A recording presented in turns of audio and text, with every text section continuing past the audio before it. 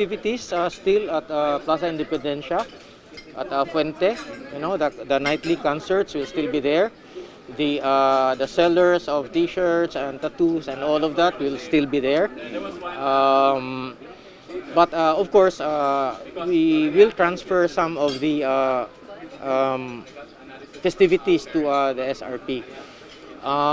We have also agreed that we hope to use some of the facilities, the new facilities in SRP, Seaside and New Star for the Sinulog Queen, the Miss Cebu, and all of that.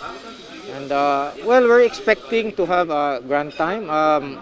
Mayor Mike is expecting that there will be a tent city that will be erected there to actually cater to the needs of hopefully around 2 million people who will be there to grace the event. There will be tents. Tents. That's why we called it a tent city. Yeah.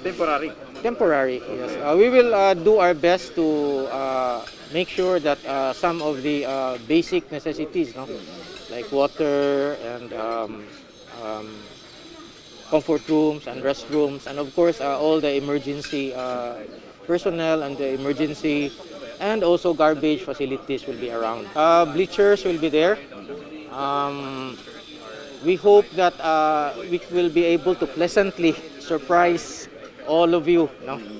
Of course, let us all manage expectations. Transitions are not easy. Change is always difficult. But we hope that we can manage all of them properly. We know that we have just crawled out of our way from COVID-19 and all other disasters, and so people are actually egging to go around. That's the pros. The cons is, of course, people will also have some kind of resistance to be very careful and to be prudent about the situation, knowing fully well that, of course, SRP is not does not have all the facilities similar to what our old route has. So we hope that we will be able to maintain a healthy balance in the overall scheme of things. We are in the process of designing the facilities. We have considered the weather conditions. We have also considered the wind conditions.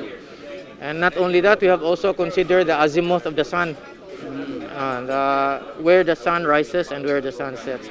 So we're trying to consider as many parameters as we can practically consider, because it's of course it's a festivity, it's a creative entity, but it's also an engineering challenge.